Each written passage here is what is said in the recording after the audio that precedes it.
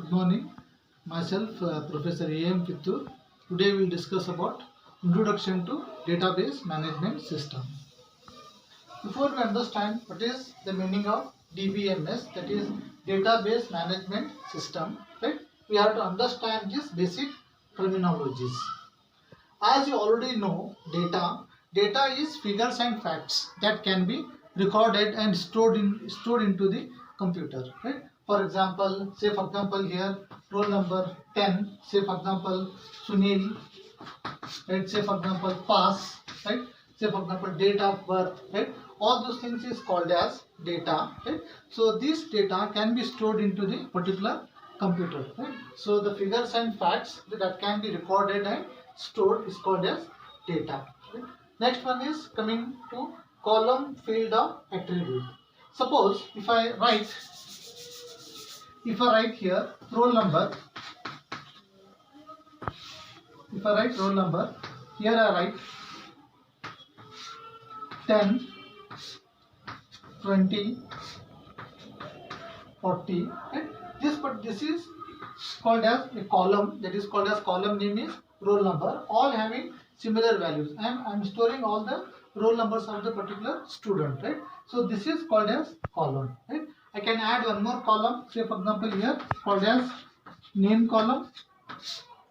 Name column I can write here like, right? Roll number 10, I can write here Chetan, I can write here Sunil, I can write here Basu, right? So this is one more column I have added, right? That this particular column name is name, having all the students, name of all the students, right? So this representation is called as column. Next one is, that is row, record or tuple. Okay? Now suppose if I add one more column here, that is called as course. I'll add one more column called as course. So the course which Chetan is doing, that is BCA. Next one is Sunil is doing BCom, right? And next Basu is doing BBA, right? So this particular roll number name course I am having here. Okay? Suppose if I want to understand all the information regarding Sunil, right? I have to consider this entire line, right? Roll number is 20, name is Sunil, and his course is BCom. This particular line is called as record or row, or also called as tuple. It is also called as tuple. Okay. Now we understood the meaning of, what is the meaning of record or row. So this representation of row and column in the form of table, this is called as file. A file consisting of records which is stored in the form of a table, that is rows and columns, it is called as a file. Next one is, what is database file? What is the meaning of database, or what is the meaning of database file, right? A database is nothing but it is interrelated information, or it is information related to a particular topic, right? Now say for example I will say here student database. I'll say student database, right? So the student database will be consisting of all the information regarding what is the roll number, what is their name, what is the course, what is the fees they have paid, and all those things, right? Suppose if I consider it as a library database, right? This library database will be consisting of the books available in the library, number of books issued, number of books returns, fine calculation, right? All those things. Getting? So information regarding all the library will be stored in the library database, right? Similarly, I can also take an example of employee. Right? So when I say employee database, it is consisting of information regarding the employee number, name, designation, and all those things, right? So how we define database? Database is nothing but it is storing of related information or interrelated information is called as a particular database. Okay, now we understood what is the meaning of database. Now let's define what is database management system. What is DBMS, right? So database management system is a general software which allows us to store the information, and it provides facilities like defining, constructing, manipulating and sharing. Right? These are the four facilities provided by database management system. Let's understand what is the meaning of each. So first one is we are having defining. A DBMS management system allows us to provide these facilities. Among them, first one we are having defining. Right? So in case of C and all, suppose if I tell you to say for example, if I give a particular program to store information regarding roll number, right, name and percentage.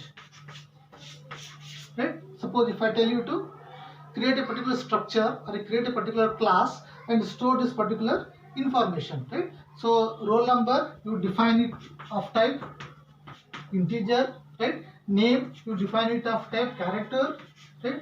Percentage, you define it of type float, right? So each variable, whatever the variable I am having, I have to decide which variable holds what kind of value. It is called this one. Getting? So defining the database means defining the database in the form of, first one is data type. Getting? So what is my data? What data I am going to store, and each particular data item to what category it belongs. For example, if I say roll number, integer type, name, character type, percentage and float type and all those things. This is called as defining the data type. Right? Next one, to store a particular data, I need a particular structure. I need a particular format, right? File format, right? So that format is called as structure of the particular database, in which format it is stored. Next one is, it is called as constraints, right? So when I want to enter some data, I want to apply certain constraints or certain conditions, right? Why constraints are applied is, we say garbage in is garbage out, right? If I entered wrong data, the result will also be wrong, right? For that sake, at the time of entering the data itself, I want to restrict the user, right? So that he enters the valid data into the particular database, right? For that sake, I am going to apply something called as constraints, right? Constraints are nothing but setting certain rules on the particular data. Right? Okay. Next, one more thing is, so this entire thing is stored in something called, this entire information like data type, structure, constraints and all those things is stored in something called as metadata, right? So what is metadata? Assume that, suppose if you are having a class called as EMP, right? Can I create once again the class EMP? Okay, the moment I create a class called as EMP, I cannot define the class EMP again, because the moment you give the class EMP, the compiler gives the error that file class name already defined. Getting? So this particular error we are generating because whatever the data types, classes, structures I am having, right, it is some place called as metadata, right, which is description of the data, whatever the database I am having, the database is stored into the particular place called as metadata, which is also called as data dictionary. Right? It is called as, we are having metadata, right? So this is all about defining, right? So the defining facility allows us to decide what is the data type, which data type I have to use, what structure format I am using, what are the constraints I am using, and this entire description of the database is stored into the stored in something called as metadata. Okay. The next one is, we are having constructing, right? Okay. Now I took particular data types, I applied structure, format, constraints and all, right? Now I want to physically store the particular data in the form of, in some storage medium, right? So that is called as constructing, right? The database has to be physically stored into the particular computer's memory. That process is called as storing the data into the computer's memory. Next one is manipulating, right? So here we have a term called as querying, right? So query means asking questions, right? Asking questions regarding a particular information, right? The process of asking questions is called as querying, right? So manipulating means, right, querying, asking the questions, right? Now say for example, I want to display all the information where the course is BCA, right? I want to display all the information where fees paid is more than 10,000, right? All those things is called as querying, asking questions to the particular database. Next one is updating, right? So updating means making certain changes, right? Or say for example, like half yearly, all SB account holders, they get half yearly interest, right? So after every 6 months, right, after every 6 months, all the account numbers should be updated with a certain amount of interest, right? Certain amount of money will be credited to their account. It is called as updating the data or making changes, right? Or say for example, say one student name is Raju. Actually I have entered Raju, but his name is Raju. Rajeev, right? So I want to remove this Raju and I have to replace with this Rajeev, right? This is called as corrections. The correction is called as updating the data, right? The next one is retrieving, right? Retrieving is the process of accessing the records. I have certain data is being stored, right?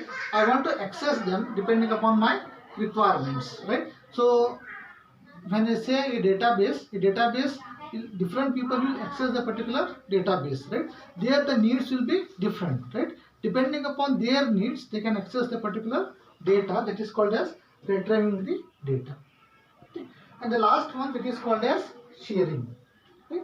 Okay, now say for example, you all have bank account, right? I hope you all have bank account, right? So in the bank account, right, you are giving a check to your friend, right? He can take the check, he can go to bank, he can draw the amount, or government people want to deposit scholarship to your account, or your father want to deposit 5,000 rupees in your account, right? Or you want to go to the bank and you can withdraw the amount, getting? So we have a particular account. This account is shared by many users. Government people are also accessing, you are also accessing, you are given a check to somebody, they are also accessing, right? This is called as data sharing, right? So whatever the data I have, the data is shared among multiple users, right? This is called as sharing. Okay, okay, this is about introduction to database management system. Okay, we have understood what is the meaning of data, what is the meaning of field or column, what is the meaning of row or record, what is the meaning of database, what is the meaning of database management system, what facilities we have with the help of database management system. To implement these concepts, we have certain softwares, right? So the examples of database management system are DBase 3+, FoxPro, MS Access, Oracle, and MySQL, right? So these are the database management system we have. Further, these databases whatever I have written is classified into database management system, minimal RDBMS and RDBMS, right? That we will discuss in the next video. Thank you.